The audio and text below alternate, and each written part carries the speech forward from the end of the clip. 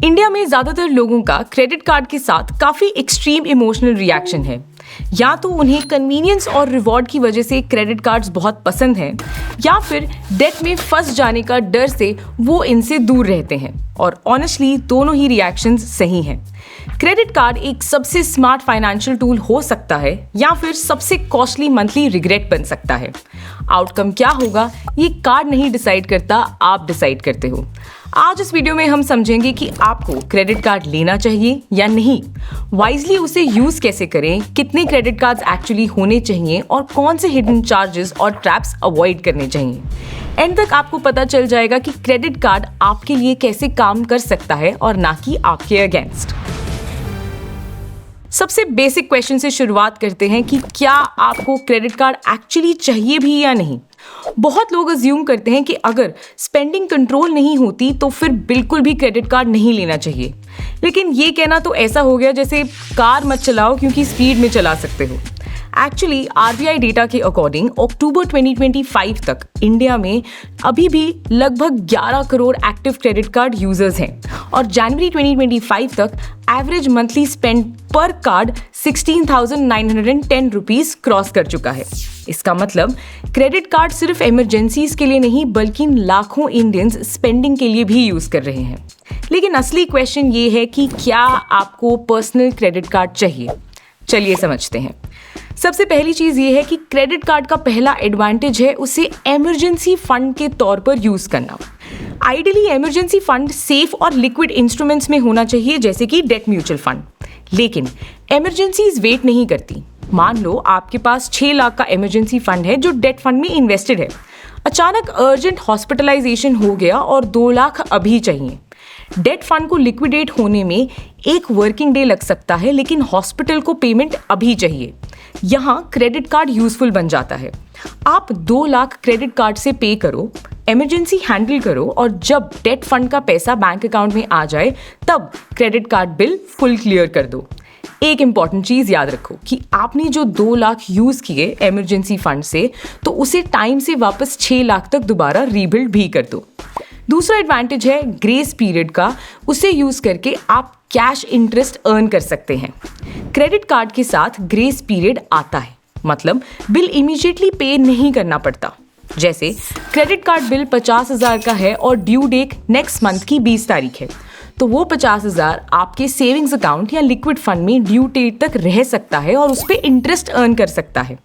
आप payment delay नहीं कर रहे, बस सिस्टम को स्मार्टली यूज कर रहे हो और अल्टीमेटली टाइम पर भी फुल बिल पे कर रहे हो। तीसरा एडवांटेज है क्रेडिट कार्ड को यूज करके क्रेडिट स्कोर इंप्रूव करना। अगर क्रेडिट स्कोर लो है या आप अभी स्टार्ट कर रहे हो तो डिसिप्लिन क्रेडिट कार्ड यूजेज से ये इंप्रूव हो सकता है। Regular usage plus on time full payment से लेंडर्स को पता चलता है आप रिस्पॉन्सिबल बोरोवर हो। लेकिन एक कैच है, क्रेडिट यूटिलाइजेशन का ध्यान रखना जरूरी है। अगर कार्ड की लिमिट 2 लाख है तो पूरा 2 लाख यूज मत करो। हाई यूटिलाइजेशन क्रेडिट स्कोर को हर्ट कर सकती है। एक रूल बनाओ जैसे कि कार्ड की यूजेज 30 से 40% की लिमिट से कम रखोगे। चौथा एडवांटेज है इंटरेस्ट फ्री पीरियड का। समझो इस मंथ की कोई भी परचेज नेक्स्ट मंथ के 20th को ड्यू है। फर्स्ट को की गई परचेज ऑलमोस्ट 50 दिन बाद ड्यू होगी, मतलब 50 दिन का फ्री लोन। 30 तारीख को की गई परचेज भी नेक्स्ट मंथ को ड्यू होगी, मतलब 20 दिन का फ्री लोन। अगर हमेशा फुल अमाउंट ऑन टाइम पे करते हो तो इफेक्टिवली 0 कॉस्ट पे बोरो कर रहे हो। कोई पर्सनल लोन या फिर बाय नाउ पे लेटर ऐप आपको ये एडवांटेज नहीं देता। और लास्टली रिवॉर्ड्स और कैशबैक मिलते हैं। हाँ, क्रेडिट कार्ड रिवॉर्ड्स और कैशबैक ऑफर करता है। जैसे 20,000 मंथली स्पेंड करा तो 1% रिवॉर्ड के हिसाब से आपको महीने के 200 रुपये कैशबैक मिलता है और साल के हिसाब से 2400 रुपये। ये पैसे आपने एक्सपेंस पे अर्न करे हैं, वो एक्सपेंस जो आप एनीवे करने ही वाले थे। कुछ cards lounge access, fuel surcharge waiver, partner discounts भी देते हैं, लेकिन ये हमेशा सेकेंडरी होना चाहिए। ओवर ऑप्टिमाइज या पॉइंट्स के लिए ओवर स्पेंड मत करो। कभी किसी ने क्रेडिट कार्ड रिवॉर्ड्स ऑप्टिमाइज करके वेल्थ नहीं बनाई है। अब डिसएडवांटेजेस की बात करते हैं। तो सबसे बड़ा ट्रैप है इंटरेस्ट रेट। ज़्यादातर इंडियन क्रेडिट कार्ड्स 35 से 42% एनुअल इंटरेस्ट चार्ज करते हैं अगर फुल बिल पे नहीं किया तो पर्सपेक्टिव के लिए, अगर 50,000 का बिल ऑन टाइम पे नहीं किया और 6 महीने लग गए उसको पे करने के लिए, तो लगभग 10,000 से 15,000 एक्स्ट्रा पे करोगे, वो भी सिर्फ इंटरेस्ट में। ये एक्सट्रीमली हाई इंटरेस्ट की वजह से कई लोग क्रेडिट कार्ड से डरते हैं। दूसरा डिसएडवांटेज है minimum payment trap.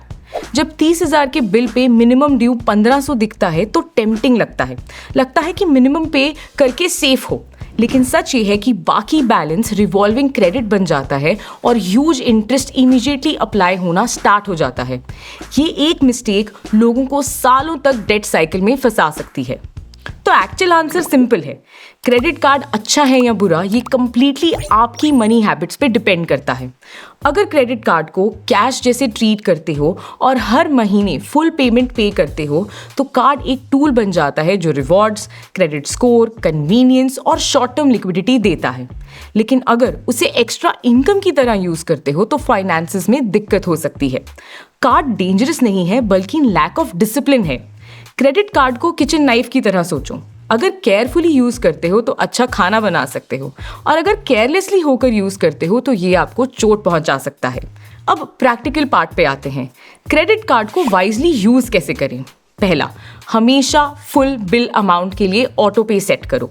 Minimum due नहीं, पार्शियल पेमेंट नहीं, फुल अमाउंट। ये एक स्टेप 90% क्रेडिट कार्ड प्रॉब्लम से बचा सकता है।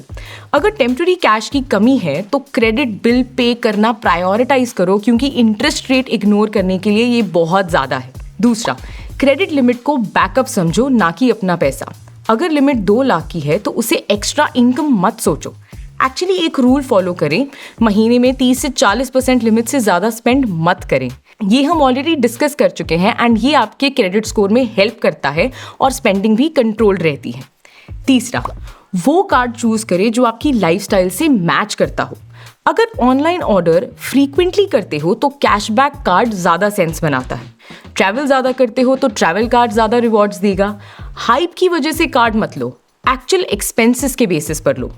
फोर्थ, स्पेंड को कैटेगरी वाइज ट्रैक करो। ज़्यादातर बैंकिंग ऐप्स ये ऑलरेडी ब्रेक डाउन कर बताती हैं। जैसे अगर देखा जाए तो लास्ट मंथ 8,000 फूड डिलीवरी पे आपने कार्ड से स्पेंड किया था, तो ये एक इमीडिएट सिग्नल है अपनी हैबिट्स को एडजस्ट करने का। और lastly, credit card bill payment कभी भी डिले मत करो, फुल पे करो। अगर पता है फुल बिल पे नहीं कर पाओगे तो उस अमाउंट को EMIs में कन्वर्ट कर सकते हो। EMI 13 से 18% इंटरेस्ट रेट पे आपको मिल सकता है, जो कि डिलेड बिल के 35% इंटरेस्ट से काफ़ी कम है। EMI कन्वर्जन एक आसान तरीका है बिल पे करने का, ये कह के आपको कन्वीनियंस के तौर पर इसको बेचा जाता है। लेकिन क्रेडिट कार्ड EMIs ऑलमोस्ट हमेशा पर्सनल लोन EMI से ज़्यादा कॉस्टली होती है, तो अनलेस ट्रूली इमरजेंसी है EMIs भी अवॉइड करें। अब आते हैं सबसे डिबेटेड क्वेश्चन पर, कितने क्रेडिट कार्ड्स लेने चाहिए? कुछ लोग कहते हैं एक काफ़ी है और कुछ प्राउडली कहते हैं कि उनके पास 8 कार्ड्स हैं। तो राइट नंबर क्या है? अगर मैं अपनी बात करूं तो आइडियल नंबर है 2 क्रेडिट कार्ड्स 2 डिफरेंट इशूअर्स से।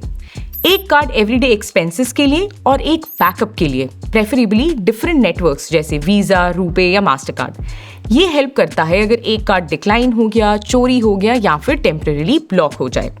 लेकिन एक सेकंड बेनिफिट भी है, 2 कार्ड डिफरेंट इशूअर्स से टोटल क्रेडिट लिमिट इंक्रीज करते हैं, जो क्रेडिट यूटिलाइजेशन को रिड्यूस करता है और क्रेडिट स्कोर इंप्रूव करता है। जैसे अगर 20,000 मंथली स्पेंड करते हो और एक कार्ड पे आपकी लिमिट 50,000 है तो उसका यूटिलाइजेशन हुआ 40%। लेकिन अगर 2 कार्ड्स के बीच में इसको स्प्लिट कर दो तो कंबाइंड लिमिट हो गई 1 लाख रुपए, यूटिलाइजेशन गिर जाती है 20% पे। लोअर यूटिलाइजेशन लेंडर्स को सिग्नल करता है कि आप रिस्पॉन्सिबल हो। लेकिन बहुत सारे कार्ड्स कंफ्यूजिंग हो सकते हैं, multiple due dates, reward programs और स्टेटमेंट्स ट्रैक करनी पड़ सकती हैं, तो ज़्यादा कार्ड्स आपको बेनिफिट की बजाय हार्म कर सकता है।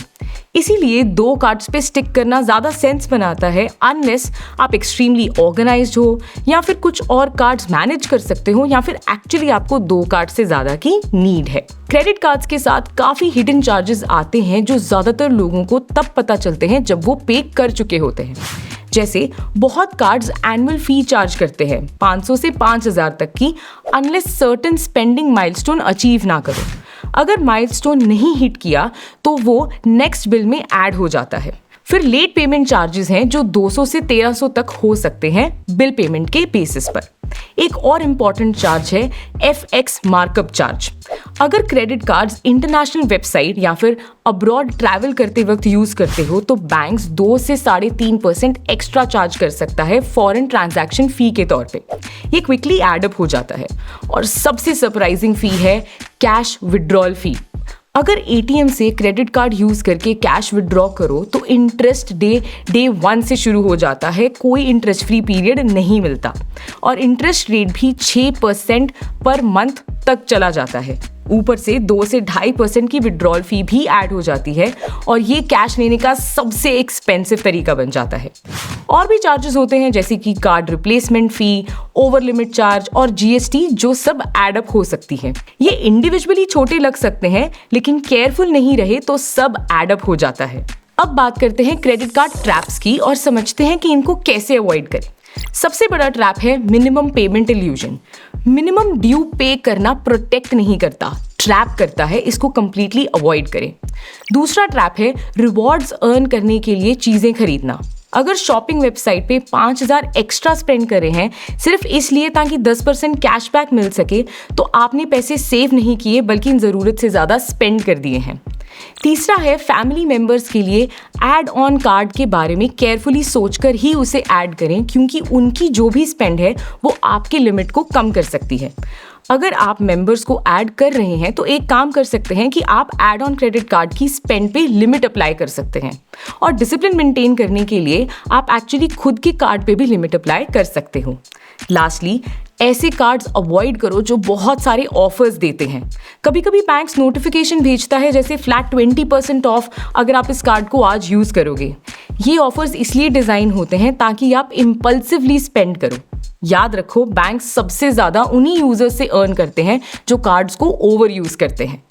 इसलिए क्रेडिट कार्ड्स ना अच्छे हैं ना बुरे, ये सिंपली पावरफुल हैं। कन्वीनियंस, प्रोटेक्शन, रिवॉर्ड्स और फ्री क्रेडिट पीरियड देते हैं लेकिन सिर्फ तब अगर डिसिप्लिन के साथ यूज करो। आई होप आपको ये वीडियो अच्छा लगा होगा। मिलते हैं अगले वीडियो में, तब तक के लिए हैप्पी इन्वेस्टिंग।